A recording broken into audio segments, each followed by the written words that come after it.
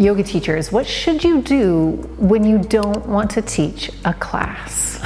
What do you do when something happens in your life and yet you have to show up for your class? What do you do when you're totally bored with teaching? I'm going to give you some very simple tips for you to do in the inevitable times when teaching feels like too much. I'm Brea Johnson of Heart and Bones Yoga. I've been teaching yoga for over 2 decades. I've taught thousands of teachers around the world. And believe me, my friends, I have been there multiple times over these 2 decades where I have not wanted to teach a class, but of course I had to. So what do we do? Well, first things first, teaching yoga is your job, even if it's a job that you do once a week or it's your full-time gig. So what do we do when we have a job? Well, jobs are responsibilities. So just because teaching yoga might feel more like something I do for fun, it's still a job, there's still responsibilities.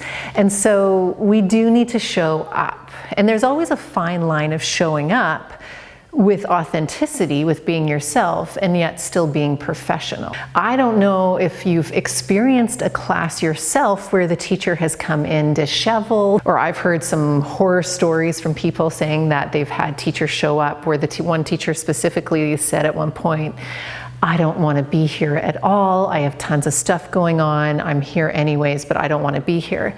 And when I heard that, I was like, maybe we don't say that to our classes. Maybe we stay more professional. So let's examine what looking professional looks like, even when you don't want to or have an emotional capacity to show up for your classes. So first and foremost, if something really intense has happened in your life, let's say you have an illness, and you can't show up because you're going to spread your germs in your class, get a sub please or cancel the class. That's a pretty easy one, I think. But what if you get in a really big fight with the loved one before you teach your class? And you're just mad and angry and feeling all the feelings, and then you have to show up and feel all balanced and calm and provide this calm space for others. What do we do then? Well, I highly recommend taking a few moments to find your center, to feel your body. So before you walk into that class, take a moment, whether you're in your car, whether you're in the bathroom in the studio, find your body. So not just thinking, I'm okay, but let's use our yoga. Take some big deep breaths. I love shaking things out. So if you've got all this excess energy and it feels like this in your body, take some time to just shake and bounce and skip and just move that energy out of your body. And then breathe. And then tell yourself, oh, I can do this.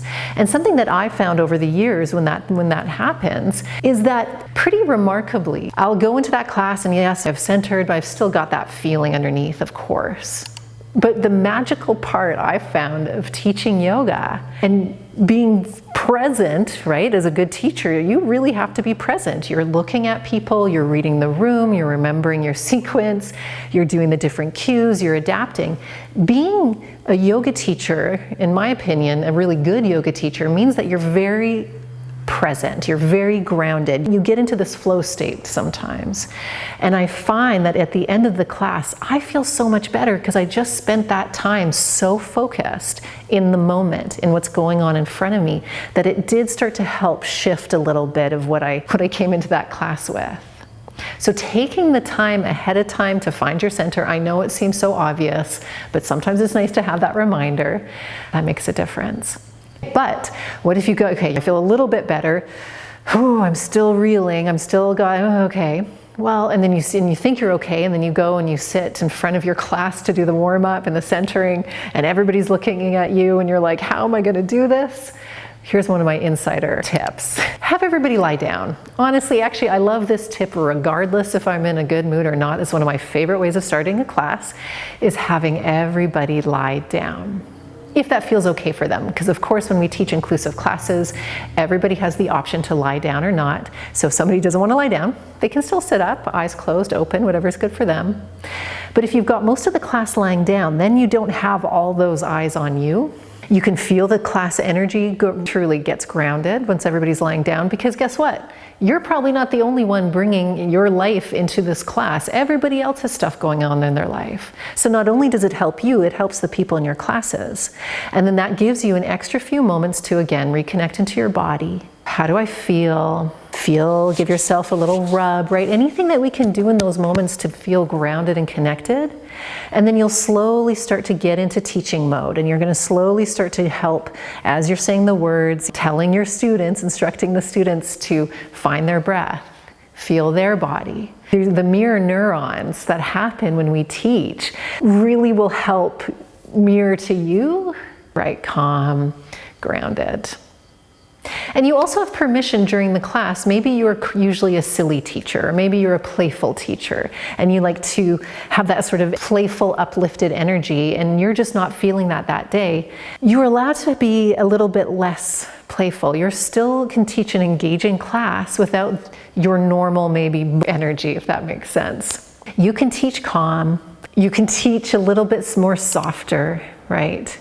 You can turn down the dial on your normal self and it will still be an okay, if not great, class. So it's this really beautiful balance of holding space for yourself, for your emotions, the things that are going on in your life, and the ability to still show up for the people in your classes, still show up for your responsibility, for the time that you're there. And then you can leave the class. You can go back into your car, you can have a great big cry or scream or yell or whatever's going on, and let all of that go. And give yourself the grace and permission to be human while still professional. And again, if life is so intense and you're able to get a sub, right? But if you still do have to show up. And watch this video, honestly. If you need a little if this is sort of a little pep talk for you and you're just about to go teach a class, well, here, let me give you one quick pep talk right now. You've got this. Let the yoga speak for you. Meaning, giving yourself grace and permission to be as you are while still professional will create the space for the people in your classes to find the grace and permission for themselves to be as they are. You've got this.